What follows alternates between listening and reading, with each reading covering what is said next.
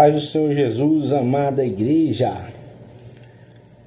Como andam as coisas? Espero que todos estejam bem, que estejam na paz de Cristo, que estejam sendo guiados pelo Espírito e caminhando com o nosso Senhor Jesus na busca diária pelo reino de Deus. Um abraço para todos que assistem aí os nossos vídeos com uma certa frequência, tá bom? Irmão Pedro, a nossa irmã Givalda, Dona Nega, a minha mãe, a minha esposa, a minha filha, e todos os demais que assistem aos vídeos aí, tem sempre acompanhado essas mensagens, né? Estamos aqui, como eu sempre costumo dizer, não por dinheiro, não por fama, mas para deixar a semente. Se alguém parar aqui nesse vídeo para assistir, é porque Deus permitiu que essa pessoa viesse receber essa mensagem. Então é nisso que eu acredito e é por isso que eu estou aqui. Independente das dificuldades, nós iremos manter aqui a nossa constância, porque o reino de Deus ele é tomado à força. Não temos que colocar culpa nas dificuldades, que às vezes é isso que a gente faz, mas antes de tudo, ao contrário, nós devemos batalhar todos os dias para que a gente permaneça firme e de pé nessa caminhada rumo ao reino eterno. As coisas estão se apertando a cada dia. Os sinais da volta de Cristo, como ele próprio cita nas Sagradas Escrituras, estão acontecendo aí. Guerra, rumores de guerra, fome, terremoto, tragédias, desastres naturais. Está tudo aí acontecendo. O mundo político, né? A geopolítica, como tem se desenrolado, tudo mostra que o mundo está caminhando para o apocalipse. Então nós precisamos estar atentos, nós precisamos estar vigilantes para que quando o noivo chegar, a igreja, que somos nós, estejamos preparados, a igreja esteja preparada para subir e estarmos com Deus, adorando continuamente, aonde não existirá nem choro, nem pranto e nem dor. É isso que nós cremos. Foi por isso que Jesus Cristo morreu na cruz, para que a gente pudesse ter esse direito de sermos herdeiros do reino de Deus. E o reino de Deus é tomado à força. Então, força, permaneça firme, para que a gente possa alcançar o reino do nosso Senhor, tá bom? Hoje eu quero trazer aqui uma palavra que está escrita no livro de João, capítulo 3 e versículo 8. Nós eu irei acompanhar hoje na Bíblia de Jerusalém. Eu tenho uma coleção de Bíblias, uma coleção de traduções diferentes, né, da Bíblia, que mantém a fidelidade, né, aos tempos em que elas foram escritas. Muitas Bíblias, e até eu advirto a vocês que estão assistindo, muitas das traduções de hoje acabam tornando-se muito diferentes, né, do que era originalmente. Então a gente precisa tomar cuidado e buscar aconselhamento, orientação, quando a gente quiser adquirir uma Bíblia que não fuja, né, que não retire nem acrescente nenhuma palavra, né, que seja anátema aquele que assim proceder, acrescentar ou retirar uma palavra das Sagradas Escrituras. Tá bom? João capítulo 3 e versículo 8. O vento sopra onde quer e ouves o seu ruído, mas não sabes de onde vem nem para onde vai. Assim acontece com todo aquele que nasceu do Espírito. Isso falou Jesus quando estava conversando com Nicodemos. Nós vamos explorar agora essa mensagem, tá bom? Senhor Deus e Pai, que o Senhor possa, através do Teu Espírito Santo, meu Deus, através dessa palavra, nos trazer uma mensagem de fortalecimento para o nosso espírito, Senhor. Dai-nos alimento agora, Senhor, através da Tua palavra, meu Pai, que seja de acordo e conforme a Tua vontade, Senhor. Nesse momento, fala conosco. É que eu te peço e te agradeço já, em nome do Pai, do Filho e do Espírito Santo de Deus. Irmãos, o próprio Jesus falou, né, que assim como o vento, né, que sopra onde quer, não sabe de onde vem, não sabe para onde vai, assim é aquele que é guiado, que nasceu do Espírito Santo.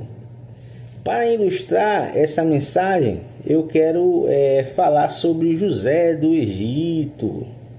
Irmãos, será que nós, como cristãos, precisamos entender o propósito de Deus nas nossas vidas? Eu já vou adiantar que não. A gente não precisa entender. Porque Deus, desde que nascemos, desde lá antes de nós sermos gerados até, Deus já sabia cada dia das nossas vidas. Como era que nós iríamos agir em cada situação. E como seriam as nossas escolhas, como seriam as nossas escolhas. Deus já sabia. Então não adianta você querer saber o propósito de Deus na sua vida. Porque independentemente do que você ache, do que você planeje, aquele que é guiado pelo Espírito Santo só tem que caminhar conforme a vontade de Deus. Só tem que viver o reino a cada dia. E o demais é projeto dele e vai se cumprir na nossa vida. Vejamos o que aconteceu com José, né? José era o filho mais novo de Jacó. E os demais irmãos não gostavam da maneira como o pai o tratava, né? Porque até o primogênito era tratado diferente. O José, sendo o filho mais novo, naquele momento, ele era tratado melhor do que o primogênito, né? Que detinha alguns privilégios, conforme as tradições da época. Então, como nós já sabemos, já conhecemos lá, quem leu em Gênesis, né? Capítulo 40, 41, que fala da história de José. Os irmãos, com inveja do José, enquanto estavam cumprindo uma tarefa determinada por Jacó, pai deles, vendeu o José aos mercadores pelo equivalente a 20 moedas da época. Findou que José ele foi comprado por Potifar, que era um servo lá, um homem de confiança do faraó do Egito na época. E enganaram ao pai deles, né, dizendo que o José havia sido morto, né, por animais selvagens. Acontece que tudo isso que ocorreu com José, essa inveja que os irmãos dele demonstravam em relação a si, era projeto de Deus. Diz as Sagradas Escrituras que o faraó ele teve os sonhos com as vacas magras que devoravam as vacas gordas e com espigas mirradas que devoravam espigas de milho robustas, com muitos grãos. E mesmo o faraó, achando que os seus magos, os seus adivinhos eram competentes, chamou a todos e ninguém soube interpretar o sonho. José, que estava lá aprisionado naquele momento, conheceu o padeiro do faraó, que devido por algum motivo afim, também estava preso naquele momento, Tanto o padeiro como o outro servo de faraó. Ambos tiveram sonhos e o José interpretou esses sonhos do padeiro, dizendo que ele teria o cargo dele restituído, e assim foi. E o outro servo interpretando o sonho, dizendo que ele seria enforcado, e assim foi também. Então o padeiro já tinha cumprido a pena, já estava novamente trabalhando lá no palácio do faraó, e disse: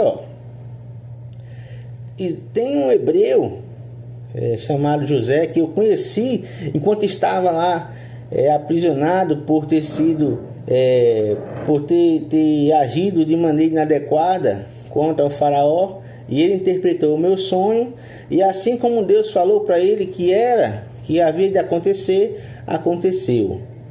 Então o faraó chamou a José.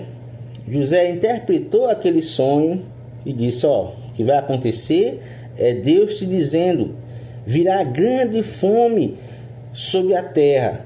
Mas antes desses 7 anos de fome que virão, que representavam as vacas magras e as espigas mirradas, antes de esses 7 anos de fome chegarem, 7 anos de abundância existirão, que é aquela visão das vacas gordas e das espigas robustas. Então Deus está dizendo que enquanto estiver vivendo esses 7 anos de fartura, guarda alimentos, estoca, para que assim que chegarem os anos de fome, não haja fome na terra. Então o faraó, além de receber a interpretação do sonho, ainda foi aconselhado pelo servo de Deus que ele deveria colocar alguém sábio num cargo de governador, para que pudesse gerir esses 7 anos de abundância e pudesse também gerir os 7 anos de fome, quando aqueles alimentos guardados, armazenados, seriam usados para matar a fome do povo. E Faraó, vendo a sabedoria do servo de Deus, o colocou como a segunda pessoa do Egito, sendo somente de menor autoridade que o faraó. Então, irmãos, a fome, assim como Deus mostrou para o José que ocorreria no mundo, a fome ela veio assolando pesado em todas as nações conhecidas à época, inclusive assolando o povo hebreu. E, para resumir, quando o povo de Israel, os filhos de Jacó, as tribos de Israel estavam passando fome, precisaram de alimento, foram recorrer a Faraó, e quem estava lá? Estava lá o servo de Deus, aquele que era guiado pelo Espírito, que apesar de tudo, apesar de ter sofrido por ter sido vendido pelos próprios irmãos, ele entendeu que tudo aquilo que acontecia na vida dele era propósito de Deus. Deus havia colocado ele lá para que através daquela terra estrangeira, através do Egito, o povo escolhido do Senhor não viesse a passar fome. Então, a família se reuniu novamente, Jacó pôde se reencontrar com José, e Deus trouxe a provisão para o povo dele. Por quê? Porque o propósito do Senhor ele foi cumprido na vida de José. E José não reclamou. Assim devemos ser nós, meus irmãos. Às vezes a gente não entende o motivo de alguma tristeza, de algum ocorrido, né, que tenha aparecido de repente na nossa vida. Mas muitas vezes é Deus construindo aquilo que Ele tem planejado para cada um de nós. Então, o que nós devemos tirar de conclusão: não devemos reclamar, não devemos questionar, mas antes nós devemos ser guiados pelo Espírito e entender que a nossa vida, o nosso caminho não depende de nós, mas depende do nosso Deus Altíssimo, e nós devemos apenas confiar, tá bom? Então você, não importa o que você esteja passando, se você tem fé em Deus, se você confia no nosso Senhor, se você vive pelo reino, o propósito de Deus, ele está se cumprindo na sua vida. Não reclame, dê graças e diga: Senhor, seja feita a sua vontade na minha vida, na minha família. Tem que ser assim a nossa oração, tá bom? O vídeo ficou longo. Eu espero que os irmãos tenham recebido essa mensagem de Deus. Eu recebo a mensagem de Deus. Deus fala primeiramente comigo. E eu entendo que você que assistiu esse vídeo até o final também recebeu uma mensagem do Senhor. Você não veio, não parou aqui nesse vídeo à toa. Não foi por acaso. É uma mensagem para você, tá bom? Que o Espírito Santo do Senhor possa entrar na sua casa, na sua família e reinar. Que o Senhor entre com provisão na vida de cada um dos irmãos e das irmãs. Amém? Até um próximo vídeo. A paz do Senhor Jesus a todos.